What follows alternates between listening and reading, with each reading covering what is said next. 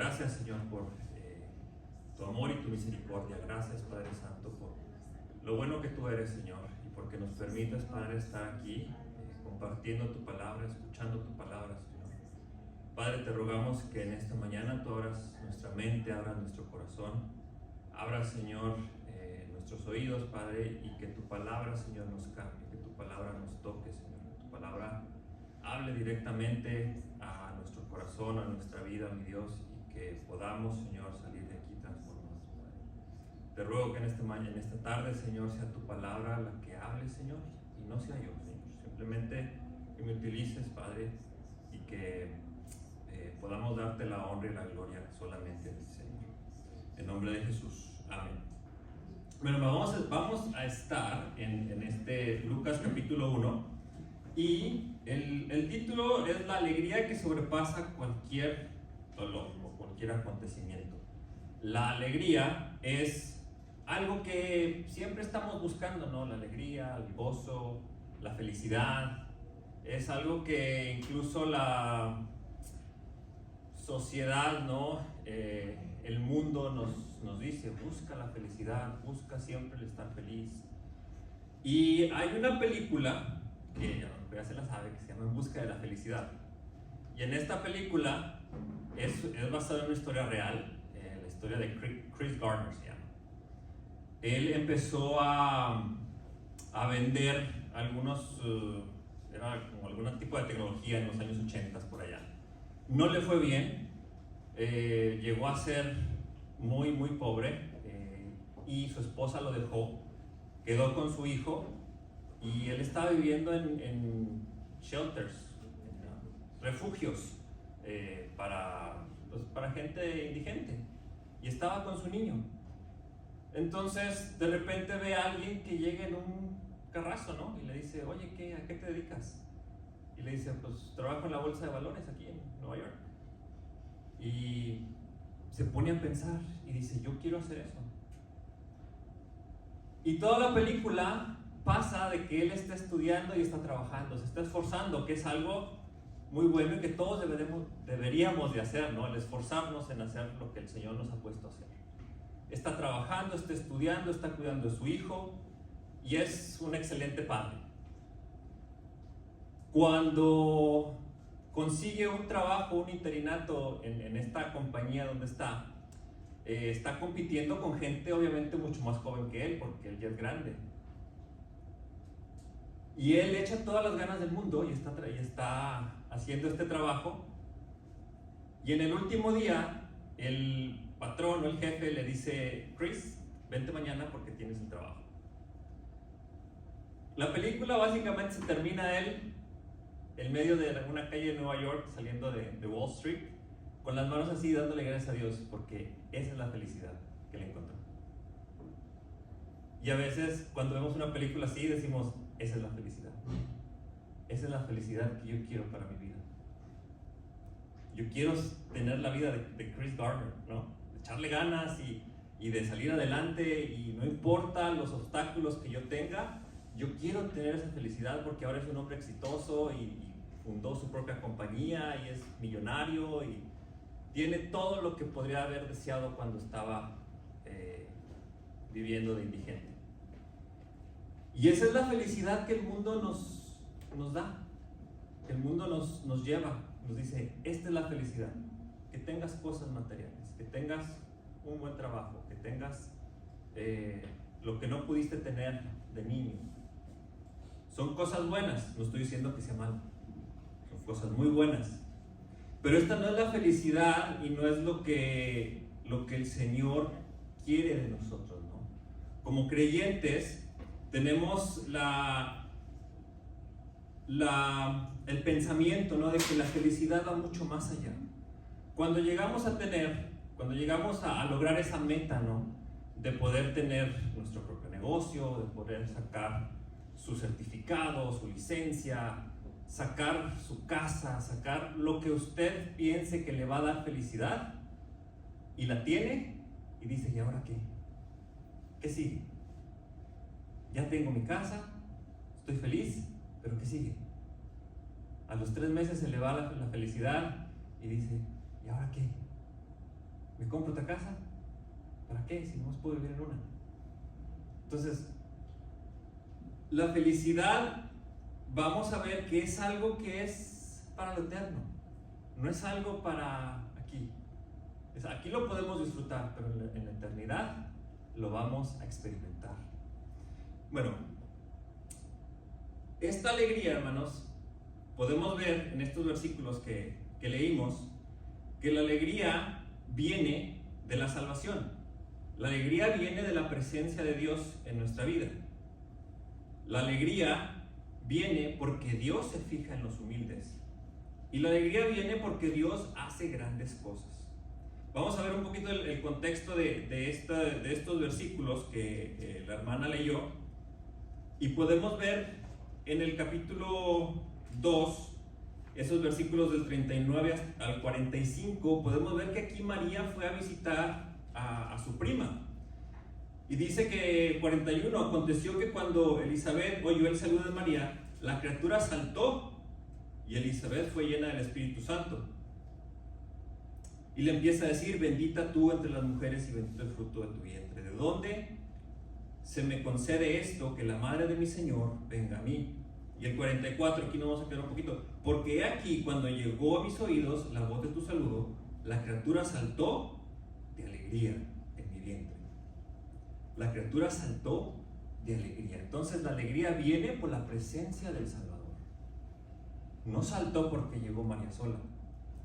No saltó porque estaba su mamá. Saltó porque estaba en la presencia del Salvador. Porque Jesús estaba ahí.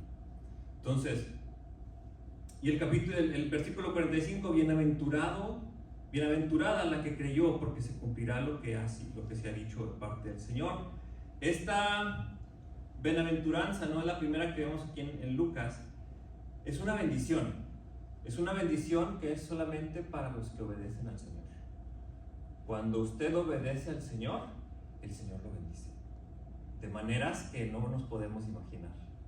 Y nos da una alegría y un gozo y una felicidad que nos preguntamos: ¿dónde estaba esto? ¿Dónde estaba esta bendición? ¿No? Y es porque no hemos sido obedientes, si no la podemos encontrar. Pero si estamos obedeciendo al Señor, si obedecemos lo que el Señor nos dice bendecida o bienaventurada, le dice María en este contexto.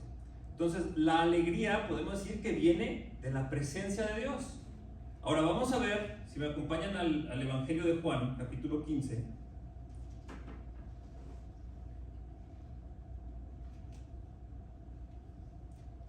Evangelio de Juan, capítulo 15, versículo 11. Y dice: estas cosas les he hablado para que mi gozo esté en ustedes y su gozo sea completo.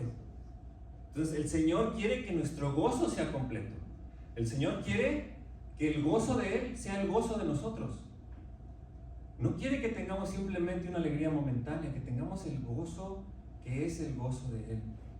Pero dice estas cosas. ¿Qué cosas nos dice? Vamos a ver desde el versículo 4. ¿Qué cosas es lo que el Señor ha dicho? Dice: permanezcan en mí y yo en ustedes. Como la rama no puede llevar fruto por sí sola, sino que permanece en la vid, así tampoco ustedes si no permanecen en mí. La alegría viene de estar en la presencia del Señor.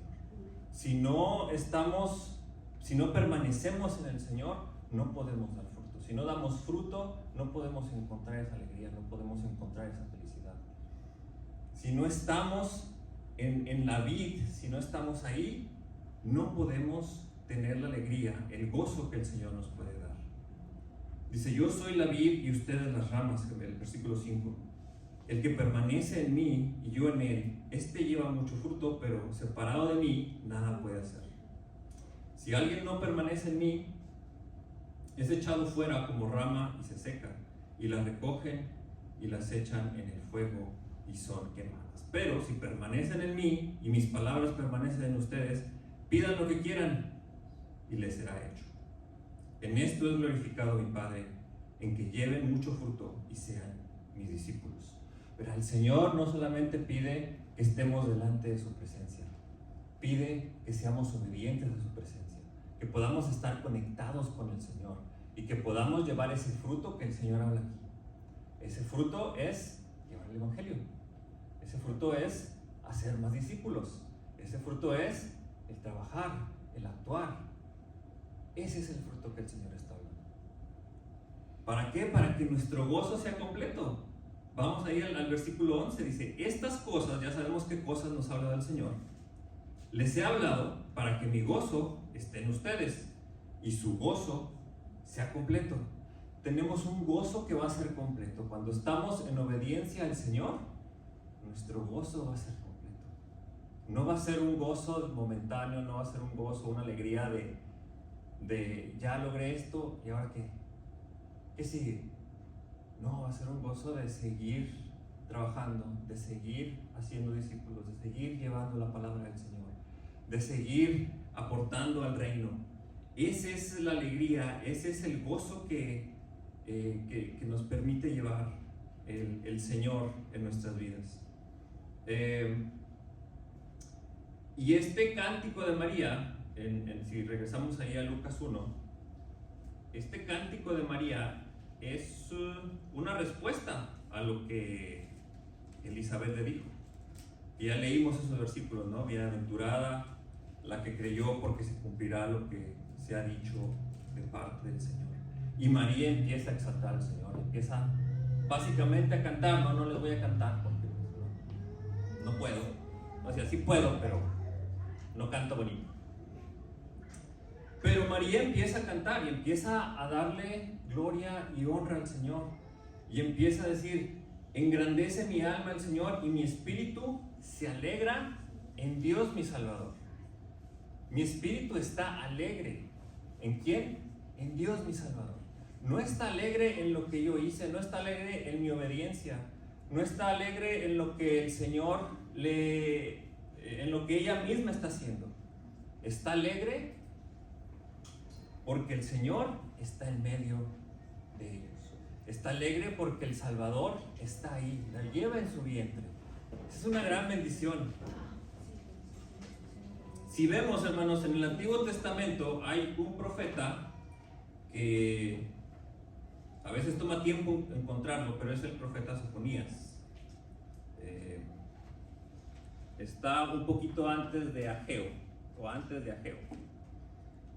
Y este profeta, el profeta Sofonías, solamente son 3 capítulos. Y si vemos el capítulo 3, desde el versículo 14, aquí el profeta Sofonías nos recuerda que el Señor es el que reina, que el Señor es el que está presente en nuestras vidas, que el Señor es el que ha quitado el juicio, el que ha dado la salvación, y que el Señor es el Rey de Israel. Eso nos recuerda. Y nos recuerda que para que el Señor pueda hacer eso, el Señor tiene que estar presente. El Señor tiene que estar en medio de la creación. El Señor tiene que estar en medio de su pueblo para que ese gozo, para que esa alegría pueda ser. Y vemos ahí en el versículo 17, dice: el Señor tu Dios está en medio de ti. El Señor tu Dios está en medio de ti. ¿Quién es? Quien es poderoso y Él salvará. Y con alegría se regocijará por causa de ti. Te renovará en su amor por causa de ti. Se regocijará con cánticos. Hermanos, a veces nuestro corazón no está buscando la felicidad del Señor. Estamos buscando la felicidad que nosotros queremos encontrar, lo que pensamos con lo que seríamos felices, ¿no? Y yo creo que si ahorita hacemos como un inventario de cosas, decir: pues si yo tuviera esto y esto otro, yo sería bien feliz. Pero si conseguimos lo que estamos pensando, la felicidad se nos acaba. Porque el Señor no está ahí. Entonces, hermano, nuestro corazón debe de saltar de alegría al sentir la presencia de Dios en nuestras vidas. Cuando tenemos la presencia de Dios en nuestras vidas, debe ser la reacción de Juan, el bebé, de saltar y de decir: el Señor está en mi vida, el Señor está aquí presente delante de mí. Yo tengo que estar alegre. Esa alegría que solamente Él me puede regalar. esa alegría que solamente puede venir de mi Salvador. Esa alegría que no viene de lo que yo voy a hacer en mi vida, o de quién voy a ser, o por qué lo voy a hacer. La alegría solamente viene de estar delante del Señor, delante del Salvador, que es ese Dios todopoderoso, el creador de los cielos, el creador de la tierra, el que vino a morar entre nosotros y al que estamos celebrando en este mes, ¿no? Estamos celebrando eso, que vino a morar, que vino a estar aquí, que su presencia vino a ser no solamente una presencia espiritual, pero una presencia física, una presencia a la cual se puede identificar con nosotros, la cual puede sentir, puede ver, puede sufrir todo lo que sufrimos, y la cual puede ver, y por eso que puede ver, vino a regalarnos la salvación. Cuando tenemos la presencia del Salvador del mundo, llega el gozo y la alegría a nuestro corazón, porque estamos en la presencia de un Dios que es amoroso, que es misericordioso y que sobre todo extiende salvación a todos. Y es una alegría que podemos experimentar hoy. Si usted no la ha experimentado, hoy puede experimentar esa alegría de la salvación, esa alegría que solamente Jesús le puede traer a su corazón. Pero es una alegría que vamos a disfrutar por la eternidad. Es una alegría que no se va a acabar. Una alegría que no va a ser, ¿y ahora qué, Señor? Va a ser una alegría que vamos a estar en la presencia del Señor, y dice que vamos a estar alabando al Señor continuamente, y que vamos a estar delante de Él, y que vamos a hacer lo que hacemos los domingos muy poco. Lo que hacemos los domingos va a ser una pequeñísima parte de lo que vamos a estar haciendo por la eternidad. Cuando usted viene los domingos aquí, empezamos a alabar al Señor con los cánticos, y empieza a saludar a los hermanos, y su corazón se alegra. ¿Por qué? Porque está en comunidad, está con otros creyentes, y porque dice, es que yo siento la presencia del Señor en este lugar.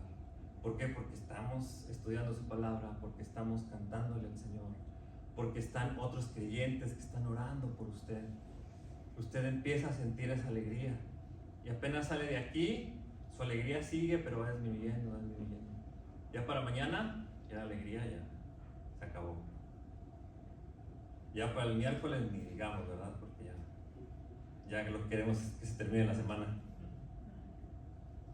Pero la alegría que vamos a experimentar es una alegría eterna. Vamos a disfrutarla, vamos a estar delante del Señor, y esa alegría no se compara con la alegría de este mundo. No se compara con las cosas materiales, no se compara con los placeres momentáneos, con los logros personales. Nada se compara con la alegría y con la esperanza eterna que solamente Jesús nos puede dar. Los problemas que tenemos, las cosas por las cuales estamos pasando, eso va a ser pasajero, eso es pasajero, va a pasar. Sea lo que sea que esté pasando, se va a arreglar si la presencia del Señor está en su vida, si la presencia del Señor está ahí.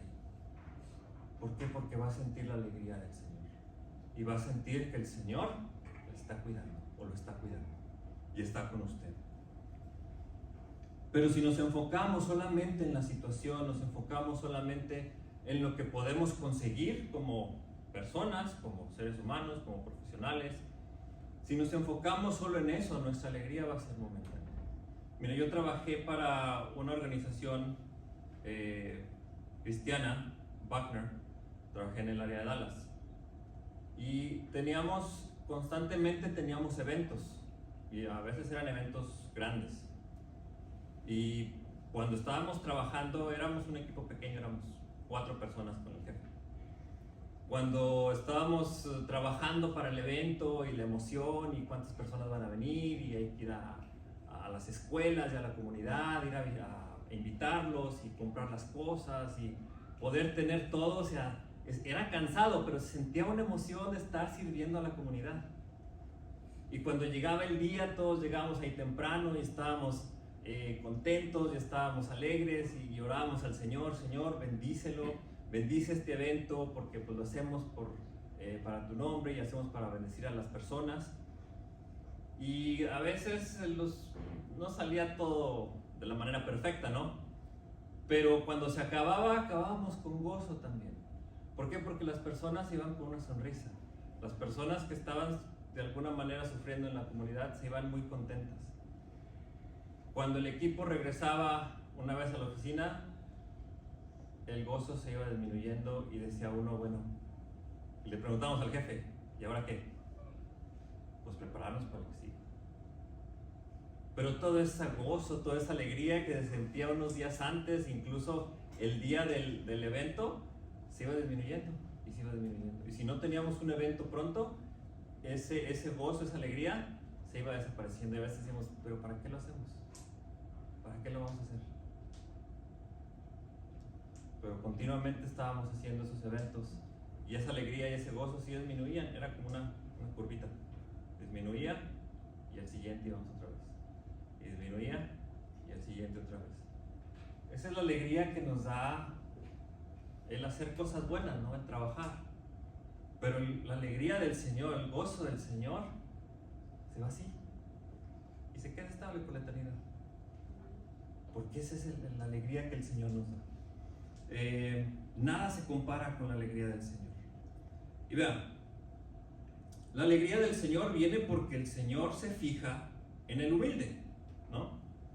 El versículo 48, el 47 dice, mi espíritu se alegra en Dios mi Salvador. 48, porque ha mirado la bajeza de su sierva. He aquí, pues, desde ahora me tendrán por bienaventurada todas las generaciones. Entonces, el Señor se fija en un corazón obediente. El Señor se fija en un corazón humilde. No en un corazón orgulloso. No en un corazón de decir, yo he hecho todo esto. Todo esto es solamente porque yo estoy aquí. No, es porque el Señor lo ha hecho. Es porque el Señor se fijó en el corazón de María y puso sus ojos en su sierva.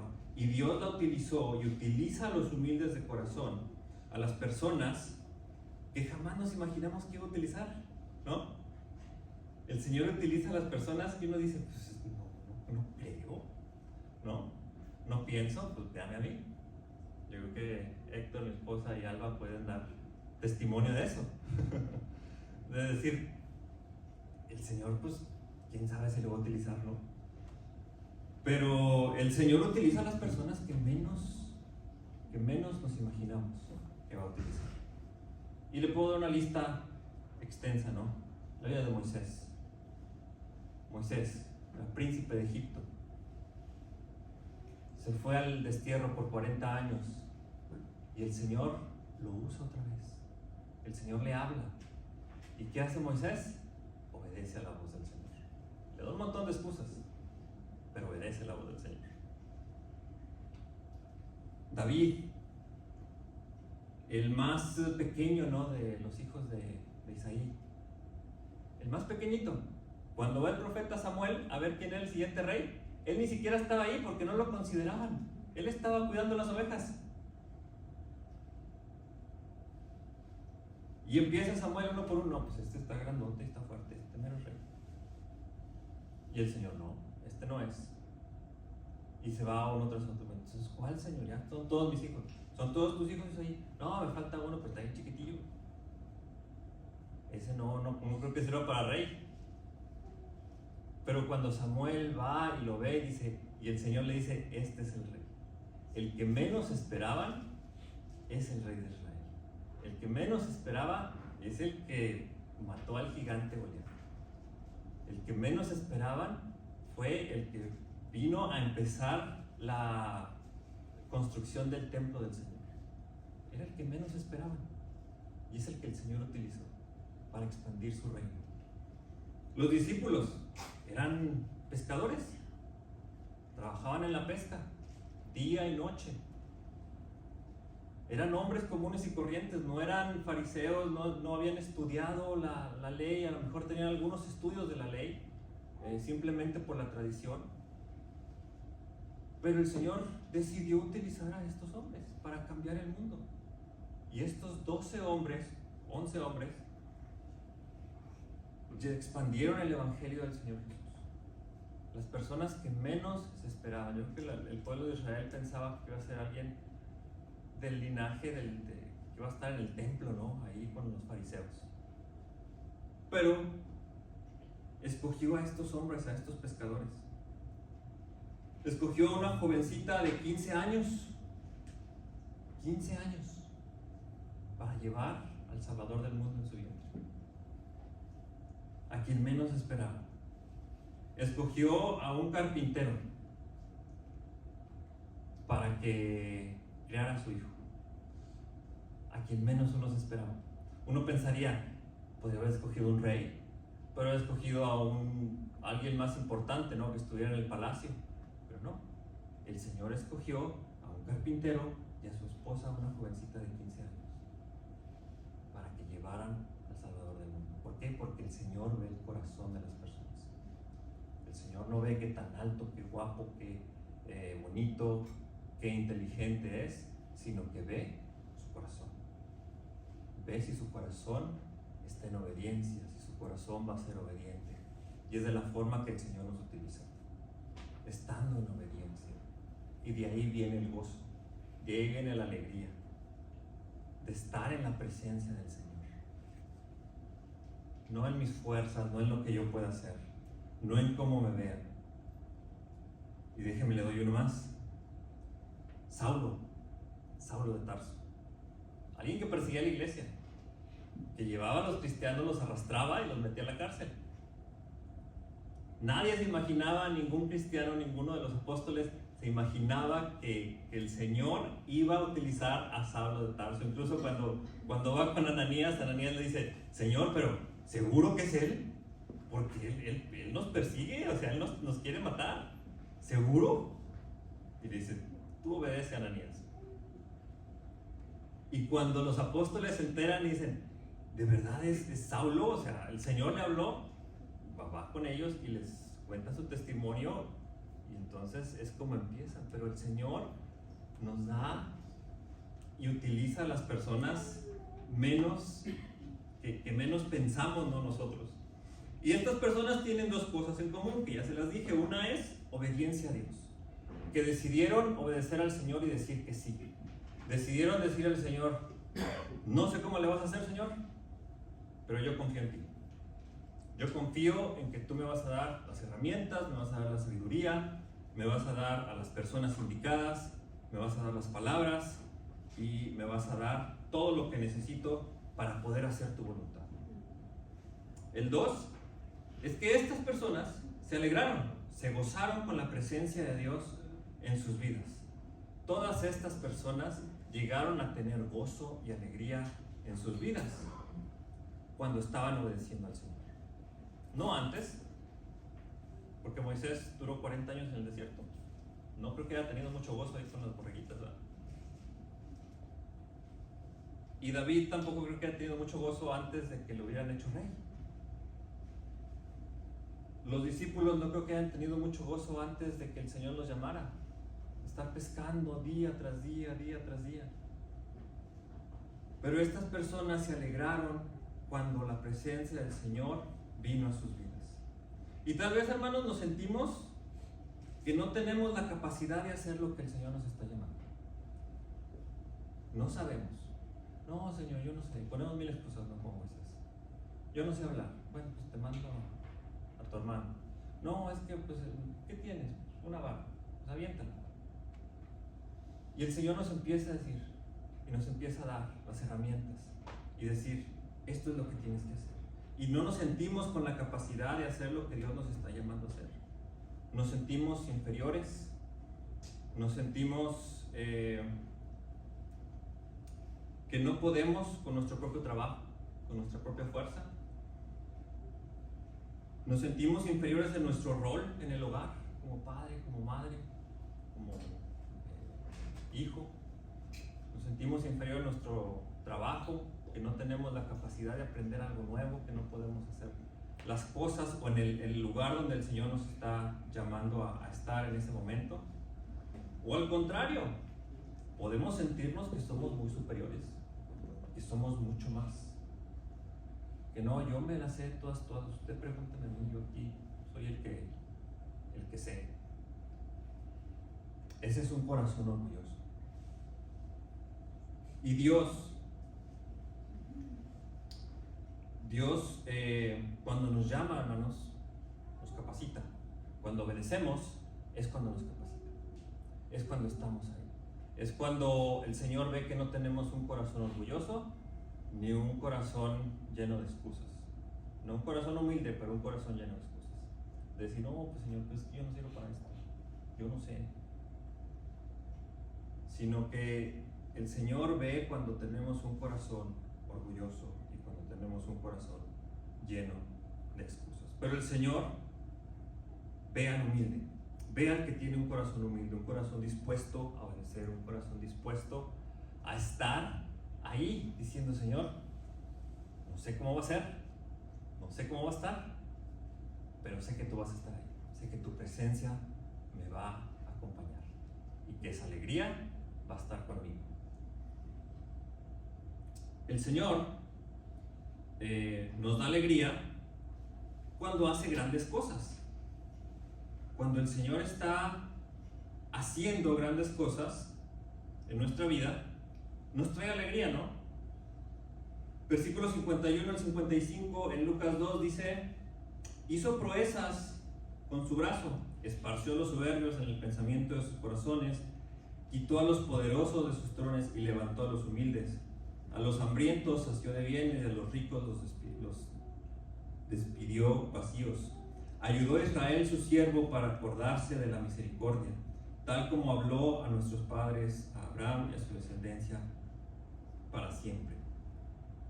El Señor, hermanos, hace milagros cuando estamos en obediencia con Él. Y cuando el Señor hace estos milagros, nos trae alegría. Cuando vemos que la justicia del Señor se está partiendo, que la justicia del Señor está ahí, nos trae alegría. De decir, bueno, ahora los que eran orgullosos, ahora el Señor los está derrocando y está levantando al humilde. Cuando vemos que el Señor está haciendo grandes obras, está trabajando, podemos ver esos milagros en nuestra vida, nos trae gran gozo. Es decir, el Señor está cumpliendo lo que dijo. El Señor de verdad está cumpliendo lo que dijo cuando me dijo obedece y yo veré cómo le hago. No dijo así, ¿verdad? Pero son las palabras. Y si vemos en Sofonías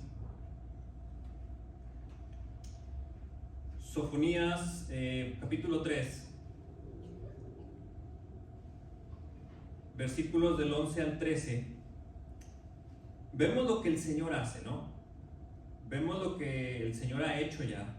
Dice: en aquel día no serás avergonzada por ninguno de tus actos con que te rebelaste contra mí, porque entonces quitaré del medio de ti a los que se alegran en su soberbia, y nunca más te ensordecerás en el monte de mi santidad. En medio de ti dejaré un pueblo humilde y pobre, el cual se refugiará en el nombre del Señor. El remanente de Israel no hará iniquidad, ni dirá mentiras, ni habrá lengua engañosa en boca de ellos. Ciertamente serán apacentados y se recostarán sin que haya quien los amedrente. Entonces, cuando el Señor hace todo esto, el pueblo de Israel dice, bueno, pues no dicen soy un pueblo rebelde, pero ven la rebeldía por la cual está pasando. Ven la rebeldía de su corazón. Y cuando el Señor les dice todo esto que va a pasar, les dice, alégrense. En el versículo 14 dice: canta, oh hija de Sión, da voces de júbilo, Israel, gózate y regocíjate de todo tu corazón, oh hija de Jerusalén. Alégrate porque el Señor está haciendo grandes cosas, porque el Señor va a hacer grandes cosas en tu vida. Por eso te tienes que alegrar. Cuando el Señor hace esas grandes cosas y está entre nosotros, la alegría de nuestro corazón se desborda. Y tiene que desbordarse, hermanos, no hay de otra. No podemos guardarlo, no podemos dejarlo en nuestro corazón, no podemos guardarlo en nuestro pecho y simplemente dejar que esa alegría sea para nosotros. Tenemos que llevar esa alegría a alguien más. Tenemos que llevar esa alegría y decir, yo he encontrado la alegría que solamente el Señor puede dar. Yo lo hice, tú lo puedes hacer también. ¿Cómo? Escuchando la voz del Señor. Escucha la voz del Señor, porque el Señor ha hecho grandes cosas y el Señor va a hacer grandes cosas en tu vida. Yo nunca me la creí, pero cuando llegué a la escuela, a BUA, había un señor que ahora es pastor, que me lo acabo de encontrar hace como un mes. Pero me acuerdo mucho de unas palabras que me dijo. Casi no cruzaba palabras con él, pero yo llegué jovencito, 17 años, 18 casi, pero este señor me lo topé en el pasillo y me dijo así nada más: el Señor va a hacer grandes cosas contigo. Pero me lo dijo con una convicción, así como si de veras se lo creyera. Y yo ni quería estar ahí. Y ahora que me lo encontré, me dice: ¿qué estás haciendo? Y le digo: pues he estado sirviendo en esta iglesia como pastor, y nada más me voltea y se ríe. Como que él también se acordó de aquel momento. Nos saludamos, hablamos de otras cosas. Pero cuando el Señor hace grandes cosas en tu vida, cuando alguien te dice que el Señor va a hacer grandes cosas en tu vida, con aquella convicción, créaselo. Créaselo. ¿Por qué? Porque el Señor quiere hacer grandes cosas con ustedes. El Señor quiere hacer grandes cosas con esta iglesia. El Señor quiere hacer grandes cosas aquí en Tyler. Aquí, no en otro lado. Bueno, en otro lado también, pero con ustedes aquí. Aquí es donde el Señor los tiene. Aquí es donde encontraron la presencia del Señor. Aquí es donde encontraron el gozo y la alegría del Señor. Y aquí es donde el Señor va a hacer grandes cosas. En unos años, esta iglesia va a estar, no sé, no allá, pero en su propio edificio. Va a estar llena. Va a estar con muchos niños, más de los que ya hay. Va a estar con muchos jóvenes. El pastor va a decir: ya, échenme a alguien más, ¿no? Ya alguien que me ayude. ¿Por qué? Porque el Señor va a hacer grandes cosas. ¿Por qué? Porque han sido obedientes. Y porque si siguen siendo obedientes y fieles a lo que el Señor les manda hacer, el Señor va a hacer grandes cosas. Y miren, ya para terminar, porque ya huele rico, ¿verdad? Bueno, desde hace rato huele rico. Vamos rápidamente al Evangelio de Lucas. Lucas 24. Y vamos a ver este pasaje de ahí de Jesús en el camino a Emaús, donde se encuentra estos dos discípulos que van hablando y que de alguna manera se van quejando, ¿no?, de lo que ha pasado. Y el Señor Jesús va con ellos y les pregunta: pues, ¿qué pasó? ¿Por qué están hablando de todo esto? Y le dice: bueno, no, tú eres el único que no ha escuchado lo que pasó con Jesús. Y le dice: no, cuéntenme. Pues ya le empiezan a contar la historia, ¿no? Y podemos ver ahí en los versículos 30, del versículo 30 en adelante, dice: y sucedió que estando sentado con ellos a la mesa, tomó el pan y lo bendijo y les dijo, entonces fueron abiertos los ojos de ellos y lo reconocieron, pero él desapareció de su vista y se decían el uno al otro: ¿no ardía nuestro corazón en nosotros cuando nos hablaba en el camino y nos abría las Escrituras? Cuando vemos estos dos discípulos que la presencia del Señor está con ellos, dice: no, nuestro corazón estaba ardiendo, no, nuestro corazón estaba lleno de alegría porque el Señor estaba aquí. No sabíamos quién era esta persona, pero todo lo que Jesús estaba haciendo, la forma que hablaba, la forma que se expresaba, la forma que partía el pan, la forma que les enseñaba, no ardía nuestro corazón de alegría porque la presencia de nuestro Salvador, de nuestro Maestro, estaba aquí.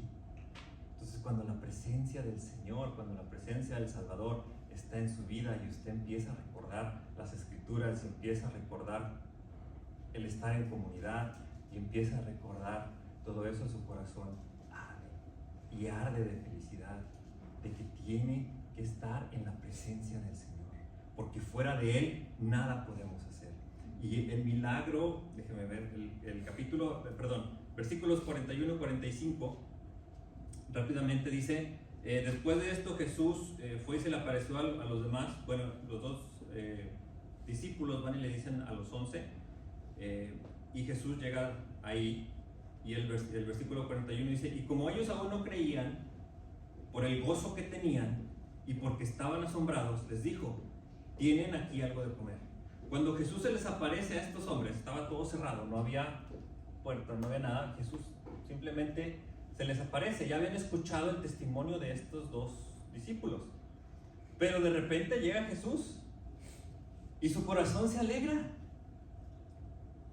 Habían escuchado y alguno de ellos, o probablemente dos de ellos, lo habían visto morir en la cruz, y lo habían visto que lo habían puesto en la tumba. Pero cuando lo ven, su corazón se alegra. Y dice que de la tanta alegría que tenían, y porque estaban asombrados, estaban que no podían ni hablar. Y el Señor dice, tengo hambre. ¿Tienen algo de comer? Y lo llevaron, ¿no? Y le dieron un pedazo de pescado.